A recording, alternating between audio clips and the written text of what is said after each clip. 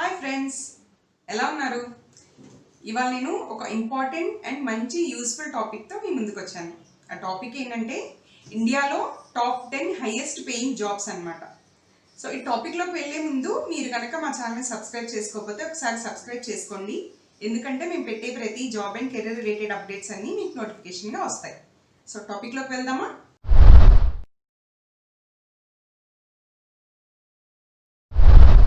Top 10 highest paying jobs in India. దీంట్లో number 10 వచ్చేసి management consultants అనమాట. వీళ్ళేనంటే ఒక బిజినెస్ ఆర్ కంపెనీ వీటికి సంబంధించిన ప్రాబ్లమ్స్ ఏవైతే ఉన్నాయో, అంటే ఓవరాల్ బిజినెస్కి సంబంధించిన ప్రాబ్లమ్స్ ఏవైతే ఉన్నాయో వాటిని ఐడెంటిఫై చేసి ఆ పర్ఫార్మెన్స్, కంపెనీ యొక్క పర్ఫార్మెన్స్ని ఇంప్రూవ్ చేయడానికి, బిజినెస్ ఎక్స్పాన్షన్ చేయడానికి వీళ్ళు మోస్ట్ ఇంపార్టెంట్ రోల్ ప్లే చేస్తారు. సో ఈ మేనేజ్మెంట్ కన్సల్టెంట్స్గా అవ్వాలంటే దీనికి కావాల్సిన స్కిల్స్ ఏంటంటే మోస్ట్ ఇంపార్టెంట్ వచ్చేసి interpersonal skills and communication skills. Number 2 వచ్చేసి ప్రాబ్లమ్ సాల్వింగ్ స్కిల్స్ అనమాట. ఏదైతే క్రిటికల్ ప్రాబ్లమ్స్ ఉంటాయో, బిజినెస్కి సంబంధించి critical and most complex problems ఏవైతే ఉంటాయో వాటిని ట్యాకిల్ చేయగల కెపాసిటీ ఉండాలన్నమాట. ఆ స్కిల్స్ కనుక మీలో ఉన్నట్లయితే, అండ్ టైం మేనేజ్మెంట్, పర్సుయేటివ్ స్కిల్స్, ఈ ఓవరాల్గా ఏవైతే ఈ స్కిల్స్ ఉన్నాయో వాళ్ళు ఈ మేనేజ్మెంట్ కన్సల్టెంట్స్ అవ్వడానికి మోస్ట్ ఎలిజిబుల్ క్యాండిడేట్స్ అనమాట. సో దీనికి సంబంధించిన క్వాలిఫికేషన్ ఎలా ఉండాలి అంటే కనుక బిజినెస్లో కానీ, లేకపోతే ఫైనాన్స్, మేనేజ్మెంట్, ఎకనామిక్స్ వీటిలో బ్యాచిలర్స్ డిగ్రీ కంపల్సరీ ఉండాలన్నమాట. సో ఎంబీఏ ఉంటే కనుక మీకు ఎడిషనల్ ప్లస్ పాయింట్ అనమాట, ఎడిషనల్ బెనిఫిట్గా యూజ్ అవుతుంది మీకు ఎంబీఏ. సో దీనికి సంబంధించిన శాలరీ స్ట్రక్చర్ ఎలా ఉంటుందంటే కనుక వీళ్ళు ఏంటంటే యాక్చువల్గా అవర్స్ బేసిస్ మీద వర్క్ చేస్తారు. సో ఏంటంటే వీళ్ళు ఒక వీక్కి 75 to 100 అవర్స్, లేకపోతే 45 to 70 అవర్స్ అలాగా వర్క్ చేస్తారనమాట. అవర్స్ బేస్ మీద వీళ్ళకి పే ఉంటుంది. ఏంటంటే ఎక్స్పీరియన్స్ బేస్ చేసుకొని శాలరీస్ ఉంటాయన్నమాట. సో స్టార్టర్స్ వాళ్ళకి తక్కువ ఉండొచ్చు స్టార్టింగ్ కాబట్టి. సో ఎక్స్పీరియన్స్ ఉంటే కనుక డెఫినెట్గా పర్ యానం 10 lakhs అబవ్ ఉంటుంది అనమాట. నెంబర్ 9 వచ్చేసి వర్కింగ్ ఫర్ ద ఆర్బీఐ అనమాట.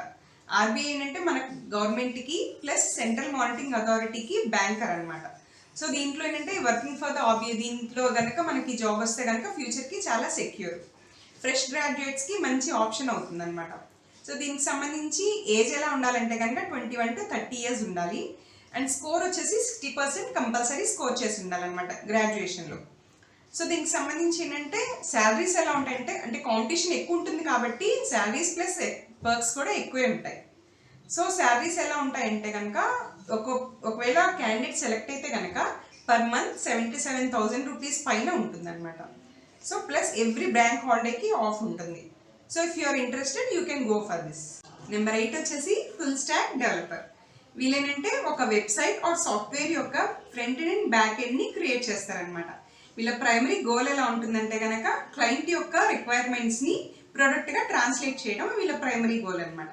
అది వెబ్సైట్ కావచ్చు, లేకపోతే నేటివ్ అప్లికేషన్ కావచ్చు. ఈ ఫీల్డ్ని సెలెక్ట్ చేసుకోవాలనుకునే వాళ్ళు కొత్త టెక్నాలజీ నేర్చుకోగల ఎబిలిటీ ఉండాలన్నమాట. అంటే for example PHP, CSS, HTML, MySQL, Java script, react JS ఇలాంటివి అనమాట. సో దీంతో పాటు ప్రోటోటైప్స్ డిజైనింగ్ వచ్చి ఉండాలి. దీనికి సంబంధించి క్వాలిఫికేషన్ ఎలా ఉండాలంటే కనుక బ్యాచిలర్స్ డిగ్రీ ఇన్ ఐటీ లేదా కంప్యూటర్ సైన్స్ చేసి ఉండాలన్నమాట. దీంతో పాటు ఫుల్ స్టాక్ డెవలప్మెంట్ గురించి ఆన్లైన్ కోర్స్ చేసి ఉండాలి, ప్లస్ ప్రోగ్రామింగ్ లాంగ్వేజెస్ వచ్చి ఉండాలన్నమాట. దీనికి సంబంధించి శాలరీ స్ట్రక్చర్ ఎలా ఉంటుందంటే కనుక ఫ్రెషర్స్కి అయితే మ్యాక్సిమం 6 lakhs వరకు ఉంటుంది. అంటే స్టార్టర్స్ కాబట్టి 6 lakhs ఉంటుంది. అదే 5 to 9 years ఎక్స్పీరియన్స్ ఉందనుకోండి 10 lakhs అబవ్ ఉంటుంది అనమాట. So if you are willing you can go for this. Number 7 వచ్చేసి ప్రొడక్ట్ మేనేజర్. వీళ్ళ రోల్ ఎలా ఉంటుందంటే కనుక క్లయింట్ యొక్క ఐడియాస్ని రియాలిటీగా ట్రాన్స్లేట్ చేయడం వీళ్ళ రెస్పాన్సిబిలిటీ అనమాట. అంటే ప్రజెంట్ బయట ఉన్న మార్కెట్ స్ట్రాటజీని తెలుసుకొని దానికి తగ్గట్టుగా ప్రొడక్ట్స్ని డిజైన్ చేయడం, తర్వాత మార్కెటింగ్ ఎట్లా చేయాలి, మార్కెటింగ్ స్ట్రాటజీ కూడా వీళ్ళ రెస్పాన్సిబిలిటీలో ఉంటుంది. అంతేకాకుండా సేల్స్ టీమ్తో ఫాలోఅప్ చేయడం, క్లయింట్స్ దగ్గర నుంచి ఫీడ్బ్యాక్ తీసుకొని అంటే ఇంకా ప్రొడక్ట్స్లో ఏమైనా చేంజెస్ చేయాలా, ఏమైనా ఇంప్రూవ్ చేయాలా, ఇంకా ఏం టైప్ ఆఫ్ ప్రొడక్ట్స్ మార్కెట్లో కాంపిటీషన్ ఉంది, ఎలాంటి ప్రొడక్ట్స్ నీడ్ ఉంది అన్నది ఇవన్నీ రెస్పాన్సిబిలిటీస్ వీళ్ళే చూసుకోవాలన్నమాట. మీరు కనుక ప్రొడక్ట్ మేనేజర్గా అవ్వాలి అనుకుంటే దీనికి సంబంధించి ప్రొఫెషనల్ డిగ్రీతో పాటు ఎక్స్పీరియన్స్ ప్లస్ స్పెషలైజ్డ్ క్వాలిఫికేషన్ ఉండాలన్నమాట. సో ఇవి ఉంటే కనుక మార్కెట్లో బాగా వీళ్ళకి ఫెచ్చింగ్ ఉంటుంది, అంటే కెరీర్ చాలా బాగుంటుంది. దీనికి సంబంధించి శాలరీ ఎలా ఉంటుందంటే కనుక మ్యాక్సిమం 30 lakhs వరకు ఉంటుందన్నమాట. నెంబర్ 6 వచ్చేసి oil and natural gas professionals. కొంతమందికి ఏంటంటే డెస్క్టాప్ సిట్టింగ్ జాబ్ మాకు ఇంట్రెస్ట్ లేదు, మాకు అస్సలు నచ్చదు, మేము హెవీ మెషినరీస్తో వర్క్ చేయాలి అనుకున్న వాళ్ళకి ఈ జాబ్ కరెక్ట్ అనమాట. మీరు కనుక ఈ ఫీల్డ్ని సెలెక్ట్ చేసుకోవాలనుకుంటే strong maths, communication and problem solving skills compulsory ఉండాలన్నమాట. సో ఏంటంటే ఇండస్ట్రీకి ఎప్పుడు ప్రొడక్షన్ ఇంజనీర్స్, డ్రిల్లింగ్ స్పెషలిస్ట్ వీళ్ళ రిక్వైర్మెంట్ ఎప్పుడు ఉంటుంది ఇండస్ట్రీకి. దీనికి సంబంధించి ఎడ్యుకేషన్ క్వాలిఫికేషన్ ఎలా ఉండాలంటే కనుక బ్యాచిలర్స్ డిగ్రీ ఉండాలి, అంటే రిక్వైర్డ్ రిలేటెడ్ ఇంజనీరింగ్లో. దీంతో పాటు మాస్టర్స్ డిగ్రీ ఉంటే కనుక మీకు ప్లస్ పాయింట్ అనమాట, వాళ్ళు అడిషనల్గా ప్రిఫర్ చేస్తారు. సో దీనికి సంబంధించి శాలరీస్ ఎలా ఉంటుందంటే స్టార్టింగ్ వచ్చేసి 8 to 10 lakhs ఉంటుంది. మ్యాక్సిమం ఎక్స్పర్టీస్ అంటే మేము స్పెషలైజ్డ్ ఈ పర్టికులర్ ఫీల్డ్లో మాకు ఎక్స్పీరియన్స్ ఉంది అనుకున్న వాళ్ళకి మ్యాక్సిమం 50 lakhs వరకు ఎర్న్ చేయొచ్చు. If you're interested you can go for this. Number 5 వచ్చేసి బ్లాక్ చైన్ డెవలపర్ అనమాట. బ్లాక్ చైన్ టెక్నాలజీ అనేది ఇది ఒక కొత్త టెక్నాలజీ అనమాట. నౌడేస్ అన్ని ఇండస్ట్రీస్ వాళ్ళు, ఎస్పెషల్లీ ఐటీ ఇండస్ట్రీ వాళ్ళు ఈ టెక్నాలజీని యూస్ చేస్తున్నారనమాట. వాళ్ళ డేటా ఏదైతే ఉందో ఆ డేటాస్ని స్టోర్ చేయడానికి, సెంట్రలైజ్ చేయడానికి యూస్ చేస్తున్నారు. సో అందుకని చెప్పి డిమాండ్ ఎక్కువ ఉండడం వల్ల బ్లాక్ చైన్ డెవలపర్స్ గురించి చూస్తున్నారనమాట. మీరు కనుక ఈ ఫీల్డ్ని సెలెక్ట్ చేసుకోవాలి అనుకుంటే మీకు కావాల్సిన క్వాలిఫికేషన్ ఏంటంటే ఇంజనీరింగ్లో బ్యాచిలర్స్ డిగ్రీతో పాటు software development, data structure and ఎల్గోరిథంలో స్ట్రాంగ్ బ్యాక్గ్రౌండ్ ఉండాలన్నమాట. దీనికి సంబంధించి శాలరీ ప్యాకేజ్ ఎలా ఉంటుందంటే 10 to 20 lakhs ఉంటుందన్నమాట per annum. That to basing on the company. If you are interested you can go for this. Number 4 వచ్చేసి చార్టెడ్ అకౌంటెంట్. చార్టెడ్ అకౌంటెంట్ అంటే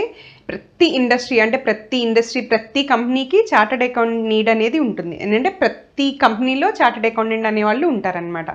ఆ పర్టికులర్ కంపెనీకి సంబంధించిన ఫైనాన్షియల్ ట్రాన్సాక్షన్స్ మొత్తం వీళ్ళే చూసుకుంటారనమాట. మొత్తం కంప్లీట్ ఆ డిపార్ట్మెంట్కి సంబంధించిన రెస్పాన్సిబిలిటీ అంతా వీళ్ళదే ఉంటుంది. సో చార్టెడ్ అకౌంటెంట్స్కి బాగా డిమాండ్ ఉందన్నమాట మార్కెట్లో. సో వీళ్ళకి సంబంధించి క్వాలిఫికేషన్ ఎలా ఉండాలంటే కనుక ICAI రెగ్యులేటెడ్ CA కంప్లీట్ చేసి ఉండాలన్నమాట. వీళ్ళకి ఏంటంటే basing on the experience maximum 40 lakhs దాకా ఉంటుందన్నమాట basing on the company. Number 3 వచ్చేసి మెషిన్ లెర్నింగ్ ఎక్స్పర్ట్స్ అనమాట. ఎలాగైతే ఒక సిస్టము ప్రోగ్రామింగ్ చేయకుండానే తనకు తానుగా నేర్చుకొని ఇంప్రూవ్ చేసుకుంటుందో, ఎలాగైతే ఒక హ్యూమన్ బ్రెయిన్ నేర్చుకుంటుందో, అలాగే ఇది ఒక ఆర్టిఫిషియల్ ఇంటెలిజెన్స్ అప్లికేషన్ అనమాట.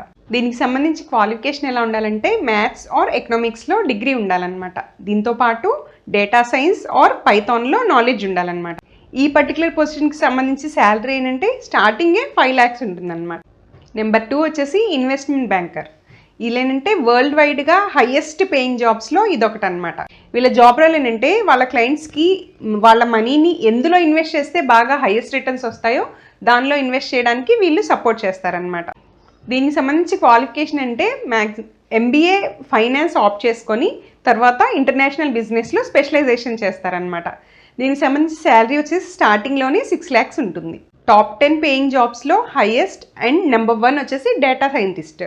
డేటా సైంటిస్ట్ యొక్క రెస్పాన్సిబిలిటీ ఎలా ఉంటుందంటే ఒక కంపెనీ కలెక్ట్ చేసిన మాసివ్ అమౌంట్ ఆఫ్ డేటా నుంచి ఇన్సైట్స్ని ఎక్స్ట్రాక్ట్ చేయడం అనమాట. ఇదేంటంటే బిజినెస్ ఇంప్రూవ్ చేయడానికి, తర్వాత ప్రాఫిట్స్ ఎర్న్ చేయడానికి, కస్టమర్ రిలేషన్ ఇంప్రూవ్ చేసుకోవడానికి హెల్ప్ అవుతుంది.